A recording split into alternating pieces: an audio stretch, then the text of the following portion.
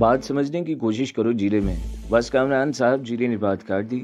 मैं कुछ नहीं सुनूंगा। आपने अकेले जाने की कोशिश की तो मैं हर तरह से आपका रास्ता रोकूंगा। मैं जानता हूँ कि आप बहुत शायजोर हैं और मैं ज़्यादा देर तक आपका मुकाबला नहीं कर सकूंगा, मगर आपके हाथों मरने से पहले यहाँ से जाने नहीं दूंगा। इसने फैसला कुन लहजे में कहा और तन कर मेरे सामने खड़ा हो गया। वो तनोतोष में मुझसे कम नहीं था। इसके तेवर बता रहे थे कि जो कुछ इसने कहा है इस पर अमल भी कर गुजरेगा। इसने और शाजिया ने मेरा इतना साथ दिया था कि मैं इस पर हाथ उठाने का तसव्वुर भी नहीं कर सकता था, वरना एक क्या इस जैसे 4 आदमी भी मेरा रास्ता नहीं रोक सकते थे। शाजिया इस सूरत हाल से भी बहुत ज़्यादा परेशान हो गई थी।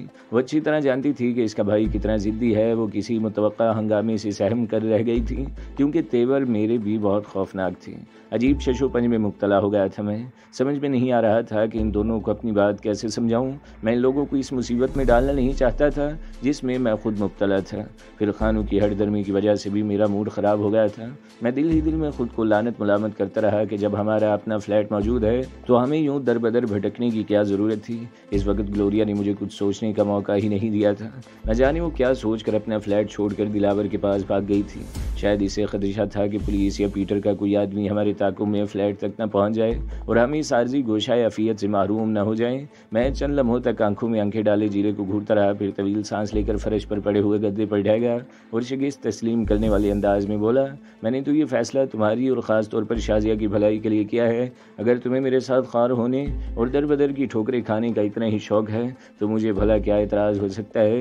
मेरी इस फैसले से वो दोनों इंतहाई खुश हो गए। फिर जीरा बोला, ये मालूम करना तो कोई मुश्किल नहीं है कि एसपी घर पर होगा या ऑफिस में, मगर इसके लिए एक बार फिर पीसीओ तक जाना पड़ेगा। तुम्हारी बजाय अगर शाजिया एसपी को फ़ोन करे तो बेहतर होगा, क्योंकि पुलिस वाले ख़वातीन की बात ज़्यादा हमदर्दी से सुनते हैं। एसपी अगर वाकई ऑफिस में हो तो शायद शाजिया को बात करने का मौका भी मिल जाए। आप यहाँ ठहरें, हम एसपी ऑफिस में फ़ोन करके आते हैं, जीरे ने कहा। इनकी रवानगी के बाद मैंने गेट बंद कर दिया और सारी लाइटें भी ऑफ कर दी। इनके जाते ही मैं पूरे घर में एक मुहीब और पुरहौल सन्नाटा छा गया था। तन्हाई में मुझे फिर गुजरे हुए वाक़यात याद आने लगे। तैमूर याद आया तो बेख्तियार मेरी आंखों में आंसू आ गए। फिर तो गोया आंसुओं के आगे बंधा हुआ बंद टूट गया और मैं इस बुरी तरह रो रहा था कि मुझे अपनी ही आवाज़ अजनबी लगने लगी। इन लोगों के सामने तो मैं खुल कर अपने दोस्त की मौत का शौक भी नहीं बना सका था। ज़िंदगी में पहली बार मैं इस वक्त रोया था जब अम्मी का इंतकाल हुआ था, या फिर अब तैमूर के गम ने मुझे निढाल कर दिया था। ग्लोरिया की तरफ से मुझे इतना तो इत्मीनान था कि वो ज़िंदा है और आज न सही तो कल वो मुझे मिल जाएगा, मगर तैमूर जैसा जानिसार अब मुझे कहाँ मिल सकता था। होश तो मुझे इस वक्त आया जब दरवाजे पर गाड़ी का हॉर्न सुनाई दिया। मैंने जल्दी से मुंह धोया और बाहर निकलकर गेट की झुर्री से झांका। जीरा और शाजिया लौट आए थे। मैंने आगे बढ़कर गेट खोल दिया। या आपने तमाम लाइट्स ऑफ क्यों कर दी हैं? शाजिया ने गाड़ी से उतरते हुए पूछा। बस एहतियातन मैंने मुख्तसर सा जवाब दिया। तुम लोगों की बजाय कोई और भी तो यहाँ आ सकता था। इस दौरान में जीरा गेट बंद करके वापस आ गया। हाँ बताओ, कोई काम की बात मालूम हुई? मैंने इस कमरे में पहुंचकर लाइट ऑन करते हुए पूछा। काम की बात यह है कि एसपी अपने ऑफिस में मौजूद है, शाजिया ने कहा। मैंने एसपी का नंबर मिलाकर इंग्लिश में बात की तो फ़ोन रिसीव करने वाला शायद बौखला गया। न जाने हम लोग इंग्लिश सुनकर इतने मरूब क्यों हो जाते हैं। फिर मेरे लहजे में तहुक्माना था। इस बेचारी की मजबूरी ये थी कि वो यस और नो के अलावा कुछ बोलने का अहल भी नहीं था। इसने कॉल फ़ौरन एसपी को ट्रांसफ़र कर दी। मैंने एसपी से खालिस अमेरिकन लहजे में बात की और कहा कि मैं इससे एक अहम मामले के सिलसिले में मिलना चाहती हूँ। अगर अभी वक्त हो तो अभी आ जाऊँ। इसने पूछा कि आप कितनी देर में आ सकती हैं। मैंने जवाब दिया कि मैं कम से कम पौन घंटा तो लग ही जाएगा। एसपी ने जवाब दिया, अगर कोई इमरजेंसी ना हो तो फिर आप ये मुलाकात कल पर रखें। मैं अभी आधे घंटे तक यहाँ से चला जाऊँगा। सीएम हाउस में एक अहम मीटिंग है, वरना मैं आज ही आपको बुला लेता। जीरे, तुम्हें तो मालूम है कि एसपी आने जाने के लिए कौन सा रूट इख्तियार करता है। मैंने कहा, अब ये सोचो कि हम इसे कहाँ घेर सकते हैं। वो भरी पूरी शाहराहों से गुजरेगा। अभी इतना ज़्यादा वक्त नहीं हुआ कि सड़कों पर ट्रैफिक कम हो। फिर इसकी एक ही सूरत है, मैंने पुरख्याल अंदाज में कहा। हम किसी सिग्नल पर अपना काम कर सकते हैं। इसके लिए सिग्नल का बंद होना भी शर्त है, जीरे ने कहा। वो बात का मसला है, फौरी तौर पर यहाँ से तो निकलो। अगर हमें रास्ते में कोई मौका न मिला तो हम इसके घर के नज़दीक घात लगा कर बैठ जाएंगे। गुड आइडिया, शाजिया ने कहा। बल्कि हम यही करते हैं। वो डिफेंस में रहता है, वहाँ इतनी भीड़ भाड़ भी नहीं होती। मुझे भी इसकी तजवीज़ से इत्तफाक था। हम लोग उजलत में वहाँ से निकले कि अगर एसपी ने शाजिया को टालने के लिए मीटिंग का बहाना भी बनाया तो हम इसे बरवकत घेर सकते हैं। इस मरतबा स्टीयरिंग मैंने संभालने की कोशिश की, मगर शाजिया ने कहा कि गाड़ी मुझे ड्राइव करने दो। اگر تیز رفتاری کی وجہ سے کسی سارجنٹ نے روکا تو وہ مجھ سے زیادہ بحث نہیں کرے گا۔ مجھے یہ دیکھ کر حیرت ہوئی کہ وہ انتہائی ماہر ڈرائیور تھی اور گاڑی انتہائی برق رفتاری سے دوڑا رہی تھی۔ ہم لوگ آدھے گھنٹے سے بھی کم وقت میں ڈیفینس پہنچ گئے۔ جیلے کو ایس پی کے بنگلے کا بھی علم تھا۔ ہم اس کے بنگلے کے سامنے سے گزرتے چلے گئے۔ وہ ڈیفینس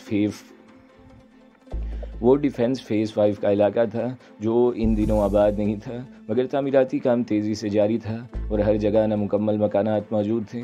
ایس پی کے بنگلے سے 2 بنگلے چھوڑ کر ایک پلاٹ زیر تعمیر تھا۔ اس کا اسٹرکچر کھڑا ہو چکا تھا۔ شازیہ نے گاڑی 2 بنگلوں کے درمیان اس انداز میں پارک کی کہ دونوں کے مکین یہی سمجھے کہ پڑوس میں کوئی آیا ہے۔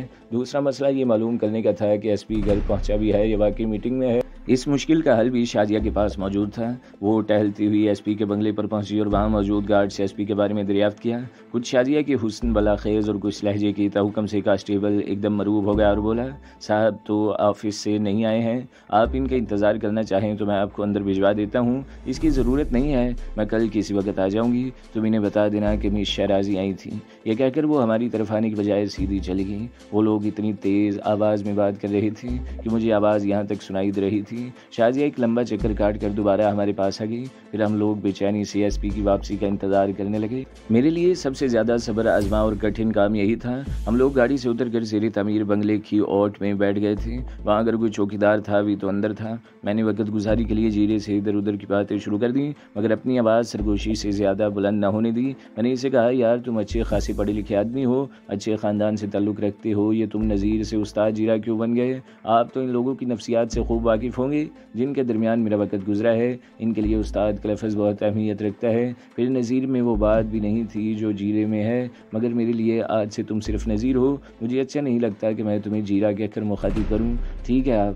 نذیر نے کچھ کہنا چاہا مگر تڑپ کر کھڑا ہو گیا۔ میں نے جیپ کے انجن کی خفیف سی آواز سن لی تھی۔ آواز سے اندازہ ہو رہا تھا کہ اگر واقعی وہ جیپ اس طرف آ رہی ہے تو اسے یہاں تک پہنچنے میں کم از کم 2 منٹ لگیں گے۔ میں فولڈنگ رائفل پہلے ہی جوڑ چکا۔ میں نے نذیر سے پوچھا، نذیر نشانہ کیسا ہے؟ مجھ سے اچھا نشانہ شازیہ کا ہے، نذیر نے چمک کر کہا۔ میں نے ریوالور پر بھی سائلنسر فٹ کر دیا تھا۔ میں نے وہ شازیہ کی طرف بڑھا دیا۔ تم صرف جیپ کے ٹائروں کو نشانہ بنانا، میں نے کہا، اس کے گارڈ سے میں نہیں مر لوں گا۔ ریوالور لے کر شازیہ اندھیرے میں اپنی گاڑی کی طرف دوڑی اور اس کی اوٹ میں گھات لگا کر بیٹھ گئی۔ اس کے دوڑنے اور گھات لگانے کا انداز کچھ ایسا تھا کہ مجھے بے اختیار گلوریا یاد آ گئی۔ خطرے کے موقع پر وہ بھی یوں ہی چیتے کی طرح چوکنی ہو جاتی تھی۔ جیپ کی آواز اب بہت واضح ہو گئی تھی۔ نہ صرف آواز بلکہ اس کے ہیڈ لیمپس کی روشنی سے پوری سڑک روشن ہو گئی تھی۔ وہاں اگر بحری کا اونچا ڈھیر نہ ہوتا تو عین ممکن تھا کہ ایس پی خود یا اس کے گارڈز ہمیں دیکھ لیتے۔ دوسرے ہی لمحے پولیس کی ٹویوٹا جیپ ہمارے سامنے تھی۔ ایس پی اگلی نشست پر ڈرائیور کے ساتھ بیٹھا ہوا تھا۔ 2 گارڈز پچھلی سیٹ پر تھے مگر وہ دونوں ہی بہت بے فکر بیٹھے ہوئے تھے۔ ان کی رائفلیں کاندھوں پر جھول رہی تھیں۔ اچانک ٹھک کی ہلکی سی آواز ہوئی اور جیپ کا ایک ٹائر برسٹ ہو گیا۔ اس کی رفتار کم تھی مگر اس کے باوجود وہ لہراتی ہوئی بائیں جانب چلی گئی۔ دوسرے ہی لمحے شازیہ نے جیپ کا ایک اور ٹائر ناکارہ کر دیا۔ جیپ کے لہراتے ہی ایس پی کے دونوں گارڈز ایک دم مستعد ہو گئے مگر اب انہیں بہت دیر ہو چکی تھی۔ میں نے یوزی سے ایک گارڈ کا نشانہ لیا اور ٹریگر دبا دیا۔ رائفل سے نکلنے والی مہلک اور طاقتور گولی نے اس کی کھوپڑی کے پرخچے اڑا دیے جیسے انبریکیبل گلاس ٹوٹنے پر ریزہ ریزہ ہو جاتا ہے، اور دوسرے گارڈ نے بچنے کی کوشش کی تو یوزی کی گولی اس کی کھوپڑی کے بجائے گردن میں پیوست ہو گئی۔ یہ سنگین صورتحال دیکھ کر ایس پی انتہائی صورت سے جیپ کے باہر لڑک گیا۔ اس کا ڈرائیور البتہ حیران و پریشان ابھی تک اسٹیئرنگ پر بیٹھا تھا۔ میں نے اسے بھی ٹھکانے لگانے کا فیصلہ کیا مگر پھر ہاتھ روک لیے۔ میری اس سے دشمنی تھی، نہ وہ میری راہ میں رکاوٹ بن سکتا تھا۔ پھر اس کی جان لے کر مجھے کیا ملتا؟ ایس پی نے اس طرف چھلانگ لگائی جہاں شازیہ موجود تھی۔ یہ بات خاص تشویشناک تھی۔ وہ ضرور مسلح بھی ہوگا۔ وہ اگر شازیہ پر حملہ کرتا تو جوابی طور پر وہ جذباتی لڑکی بھی اپنا نشانہ اس پر آزما سکتی تھی، مگر میں اسے زندہ پکڑنا چاہتا تھا ورنہ اب تک کے سب کیے کرائے پر پانی پھر جاتا۔ ہمارے پاس وقت بھی کم تھا۔ شازیہ کے ریوالور میں تو سائلنسر فٹ تھا اس لیے اس کے فائروں کا کسی نے نوٹس نہیں لیا ہوگا، مگر یوزی کی گرجدار آواز دور تک سنی ہوگی۔ میں بھی جھکا جھکا تیزی سے اس طرف دوڑا جہاں ایس پی گیا تھا۔ بجری کے ڈھیر کے سامنے کچھ فاصلے پر خودرو جھاڑیاں اگی ہوئی تھیں۔ میرا اندازہ تھا کہ ایس پی انہی جھاڑیوں میں ہوگا۔ میں ان جھاڑیوں کی طرف بڑھنے ہی والا تھا کہ مجھے ایسا لگا جیسے 2 آدمی گتھم گتھا ہو گئے ہوں۔ اس کے ساتھ ہی مجھے غرائی ہوئی ایک مردانہ آواز سنائی دی۔ وہ حملہ آور کو انتہائی غلیظ گالیاں دے رہا تھا۔ جواب میں شازیہ کی آواز سنائی دی، بکواس بند کرو اور خاموشی سے سامنے کھڑی گاڑی کی طرف چلو۔ میں جھپٹ کر وہاں پہنچ گیا۔ شازیہ نے ایس پی کو ریوالور کی زد میں لے رکھا تھا۔ اس سے پہلے غالباً 10 بدس لڑائی میں اس نے ایس پی کو نہتہ کر دیا تھا۔ میں نے آگے بڑھ کر ایس پی کی گردن دبوچی اور اسے گاڑی کی طرف دھکیلا۔ کون ہو تم اور کیا چاہتے ہو؟ ایس پی نے گھٹی گھٹی آواز میں پوچھا، مگر اس کے لہجے میں اب بھی وہی حکم تھا۔ میں نے رائفل شانے سے ٹکا کر اس کے منہ پر زوردار تھپڑ رسید کیا اور غرا کر بولا، سیدھی طرح اور خاموشی سے ہمارے ساتھ چلو، بحث کا وقت نہیں ہے ہمارے پاس۔ اب اگر منہ سے ایک لفظ بھی نکلا تو میری رائفل سے گولی نکلے گی۔ اس دوران میں پھر اٹھا پٹک کی آواز آئی اور ایک دم خاموشی بچھا گئی۔ دوسرے ہی لمحے جھاڑیوں سے نذیر برآمد ہوا اور بولا، آپ نے ڈرائیور کو فراموش کر دیا تھا، وہ کم وقت بھی مسلح تھا اور ان جھاڑیوں میں چھپ کر آپ کا نشانہ لینے کی کوشش کر رہا تھا۔ میں نے اسے ہلاک تو نہیں کیا مگر فوری طور پر بے ہوش کر دیا ہے، ممکن ہے بعد میں مر ہی جائے کیونکہ چوٹ اس کی کنپٹی پر لگی ہے۔ میں نے ایس پی کو گاڑی میں یوں ٹھونسا جیسے سوزوکی میں چاول اور دال کی بوری تھوڑی سی جگہ میں فٹ کی جاتی ہے۔ میں نے نذیر کو اسٹیئرنگ سنبھالنے کی ہدایت کی اور شازیہ کو بھی پچھلی سیٹ پر بٹھا دیا۔ ایس پی ہم دونوں کے درمیان سینڈوچ بنا ہوا تھا۔ تم لوگ جو کوئی بھی ہو مگر بہت پچھتاؤ گے، ایس پی نے کہا۔ میں نے پھر زناٹے کا ایک تھپڑ اس کے منہ پر رسید کر دیا اور کہا، اگر اب زبان چلی تو یہ خونخوار لڑکی تمہیں ہمیشہ کے لیے خاموش کر دے گی۔ شازیہ نے ریوالور نکال کر ایس پی کے پیٹ پر اس کی نال چبھاتے ہوئے اور شفاف لہجے میں کہا، تم نے دیکھ لیا ہے کہ یہ ریوالور بے آواز چلتا ہے، تمہارا یہ مٹکا بھی لمحوں میں ٹکڑے ہو کر بکھر جائے گا۔ شازیہ نے دوسرے ہاتھ سے اس کا پیٹ مٹکے کی طرح بجانے کی کوشش کی۔ میں نے رائفل فولڈ کر کے دوبارہ بریف کیس میں رکھ لی۔ میں تو بھرپور تیاری سے آیا تھا، جیسے شکاری شیر کے شکار کے لیے نکلتا ہے، مگر وہ ایس پی تو خرگوش کی طرح ہمارے قبضے میں آ گیا تھا۔ زیادہ فائرنگ کی ضرورت پڑی نہیں تھی، نہ ہی دستی بموں کی۔ میرے بریف کیس میں دستی بم بھی موجود تھے اور اسموک بم بھی۔ یہ محض ہماری خوش قسمتی تھی، ورنہ ایس پی اگر ایک مرتبہ اپنے بنگلے میں داخل ہو جاتا تو پھر اسے اغوا کرنا بہت مشکل ہوتا۔ پہلے تو اس کے ذاتی گارڈز مزاحمت کرتے، پھر وہ ٹیلی فون پر یا وائرلیس پر پولیس کی مزید کمک بھی طلب کر سکتا تھا۔ میری ہدایات پر نذیر بہت اطمینان سے ڈرائیونگ کر رہا تھا کہ ہمیں کوئی سارجنٹ نہ روکی۔ ایک جگہ پولیس کی ایک موبائل معمول کی چیک اپ کر رہی تھی۔ موبائل دیکھ کر شازیہ گھبرا گئی کیونکہ وہ لوگ ہر گاڑی کو چیک کر کے اس کے ڈرائیور سے پوچھ گچھ کر رہے تھے۔ اس موقع پر اگر ایس پی ایک لفظ بھی زبان سے نکال دیتا تو بنا بنایا کھیل بگڑ جاتا۔ میں نے شازیہ سے ریوالور لے لیا اور شفاف لہجے میں ایس پی سے کہا، آگے پولیس چیکنگ کر رہی ہے، تمہاری زبان سے کوئی جملہ بھی فالتو نکلا تو تمہارے پیٹ میں سوراخ کر دوں گا۔ ہم تو یوں بھی اپنی جان سے بیزار ہیں مگر تم شاید ابھی ملنا پسند نہیں کرو گے۔ خاموش رہو گے تو زندہ رہو گے، اگر ملنا ہو تو پولیس والوں کو اپنی بتا سنا دینا۔ میرے لہجے میں ایسی صفاقی تھی کہ ایس پی جھرجھری لے کر رہ گیا۔ سڑک کے کنارے وہ موبائل کھڑی تھی، اس کی چھت پر نیلی روشنی والی لائٹ گردش کر رہی تھی۔ اس سے کچھ فاصلے پر سڑک کے درمیان میں ایس پی دو کانسٹیبلز کے ساتھ کھڑا تھا۔ اس کے ہاتھ میں ٹارچ تھی اور وہ ٹارچ ہی کے اشارے سے روکنے کے لیے کہہ رہا تھا۔ نذیر نے اس کے اشارے پر گاڑی روک دی اور کھڑکی سے سر باہر نکالا، کیا بات ہے؟ نذیر کاٹ کھانے والے لہجے میں بول، آرام سے بات کرو، کہاں سے آ رہے ہو؟ آرام کے بچے، نذیر نے بگڑ کر کہا، تمہیں اب اپنے افسر بھی مشکوک لگتے ہیں؟ گاڑی میں ایس پی صاحب موجود ہیں اور تم کہہ رہے ہو کہ آرام سے بات کرو؟ اے ایس آئی نذیر کی بات پر بوکھلا گیا۔ اس نے جھک کر پچھلی نشست کا جائزہ لیا۔ میں نے ریوالور کی نال ایس پی کے بڑے ہوئے پیٹ میں مزید اڑا دی۔ سوری سر، وہ ابھی وائرلیس پر اطلاع ملی ہے کہ ایک سفید شراٹ۔ شٹ اپ ایس پی دھاڑا، یہی کارکردگی ہے تم لوگوں کی؟ کیا نام ہے تمہارا؟ Iqbal Cheema sir, S I جلدی سے بولا۔ Sub inspector Iqbal Cheema. چیمہ صاحب، آپ کل مجھ سے میرے آفس میں ملیے۔ پھر وہ نذیر سے مخاطب ہوا، چلو ڈرائیور۔ نذیر نے ایک دم گاڑی آگے بڑھا دی۔ میں نے سکون کا سانس لیا۔ ایس پی تو میری توقع سے بھی زیادہ بزدل ثابت ہوا، یا پھر شاید اسے اپنی زندگی بہت پیاری تھی۔ میری ہمدردیاں حاصل کرنے کے لیے اس نے اپنی ماتحت کو بری طرح جھڑک دیا تھا۔ اگر وہ ذرا بھی ہمت سے کام لیتا تو بازی پلٹ سکتی تھی۔ میں نے سوچا کہ اس سے کچھ بھی اگلوانا بہت آسان ثابت ہوگا۔ آدھے گھنٹے میں ہم گھر پہنچ گئے۔ میں نے ایس پی کی آنکھوں پر پٹی اس لیے نہیں باندھی تھی کہ اس طرح ایک تو ہم لوگ مشکوک ہو جاتے، پھر یہ کہ میں اسے زندہ چھوڑنے کے موڈ میں بھی نہیں تھا۔ جب وہ ایس پی بات کر رہا تھا تو شازیہ نے بھی اپنا منہ دوسری طرف کر لیا تھا اور میں نے بھی چہرے پر یوں ہاتھ رکھا تھا جیسے میرے دانت میں درد ہے۔ ویسے بھی اس نے ہماری ہولیوں پر کب دھیان دیا ہوگا؟ میں نے اندر پہنچ کر ایس پی کو گریبان سے پکڑ کر بے دردی سے باہر گھسیٹ لیا۔ وہ اس سلوک کے لیے ذہنی طور پر تیار نہیں تھا، اس لیے پختہ فرش پر گھٹنوں کے بل گرا اور کراہ کر اٹھ بیٹھا۔ اس کے گھٹنوں میں شدید خراشی آئی تھی۔ میں اسے کھینچتا ہوا اندر کی طرف لے چلا۔ پیچھے سے شازیہ نے اس کی کمر پر زوردار لات چلائی تو وہ خود ہی کمرے میں جا گرا۔ نذیر مین گیٹ لاک کرنے چلا گیا۔ تم لوگ آخر کون ہو اور مجھ سے کیا چاہتے ہو؟ ایس پی کے لہجے میں طنز کی بجائے بے چارگی تھی۔ میں نے پہلے اس کی اچھی طرح تلاشی لی مگر اس کے پاس سوائے سروس ریوالور کے کچھ اور نہیں تھا۔ البتہ نقدی کی صورت میں اس کی جیب میں تقریباً 20,000 روپے برآمد ہوئے۔ میں نے شازیہ کو دوسرے کمرے میں جانے کا اشارہ کیا۔ اور ایس پی سے کہا کہ اپنے کپڑے اتار دو۔ دیکھو میں کوئی معمولی آدمی نہیں ہوں، تمہیں یہ حرکت بہت مہنگی پڑے گی۔ اس کے اندر کا ایس پی ایک مرتبہ پھر بیدار ہوگا۔ کپڑے اتارو، میں نے اس کے منہ پر تھپڑ مارتے ہوئے کہا۔ تھانے میں تو تم لوگ ہمارے ساتھ اس سے بھی بدتر سلوک کرتے ہو۔ اس نے خاموشی سے اپنی وردی اتار دی۔ اب وہ صرف انڈر ویئر اور بنیان میں تھا۔ میں نے اس کی بنیان پر ہاتھ ڈالا اور وہ بھی پھاڑ کر اتار دی۔ اب وہ میرے سامنے صرف انڈر ویئر میں کھڑا تھا۔ دل تو چاہ رہا تھا کہ یہ بھی اتار دوں، مگر مجھے شازیہ کا خیال تھا، وہ کسی بھی وقت کمرے میں آ سکتی تھی۔ ایس پی کا چہرہ ذلت اور توہین کے احساس سے سرخ ہو رہا تھا۔ اس نے مجھ پر ایک نفرت بھری نگاہ ڈالی اور منہ دوسری طرف پھیر لیا۔ اس کا پھولا ہوا پیٹ اور بدن کا لٹکا ہوا گوشت بہت کریو منظر تھا۔ میں نے اپنی پنڈلی میں بدے ہوئے خنجروں میں سے باریک پھل والا تیزدار خنجر نکالا تو اس کا چہرہ دھواں دھواں ہو گیا۔ دلاور کے اڈے پر چھاپا تم نے مارا تھا؟ میں نے پوچھا۔ کوئی بھی جواب دینے سے پہلے یہ سوچ لینا کہ وہ جھوٹ نہ ہو، ورنہ خواہ مجھے تمہارے ساتھ وہ سلوک کرنا پڑے گا جو تم لوگ تھانے میں ہمارے ساتھ کرتے ہو، اور یہ تک اگلوا لیتے ہو کہ ہیروشیما اور ناگاساکی پر ایٹم بم بھی میں نے پھینکا تھا۔ ہاں بولو، دلاور کے اڈے پر تم نے چھاپا مارا تھا؟ وہاں میں اکیلا نہیں تھا، بلکہ میرے ساتھ 2 انسپکٹر اور 2 تھانوں کی نفری بھی تھی، اس نے بھرائی ہوئی آواز میں کہا۔ میں نے آگے بڑھ کر اس کے شانے پر خنجر کی نوک سے یوں لکیر کھینچ دی جیسے شرارتی بچے چاک یا کوئلے سے سریرا کسی دیوار پر کھینچ دیتے ہیں۔ اس کے شانے پر پہلے ایک سرخ لکیر نمودار ہوئی، پھر اس سے خون رسنے لگا۔ میں نے جتنا سوال کیا ہے مجھے اتنا ہی جواب دو، میں نے کہا۔ کیا دلاور کے اڈے پر تم نے چھاپا مارا تھا؟ میں نے دوبارہ ایک لفظ پر زور دے کر پوچھا۔ ہاں میں نے وہاں چھاپا مارا تھا، ایس پی کراہ کر بولا۔ وہاں سے تم نے کسی غیر ملکی لڑکی کو بھی گرفتار کیا تھا؟ میں نے دوسرا سوال کیا۔ میرے سوال پر وہ بری طرح چونک اٹھا اور سبل کر بولا، غیر ملکی لڑکی؟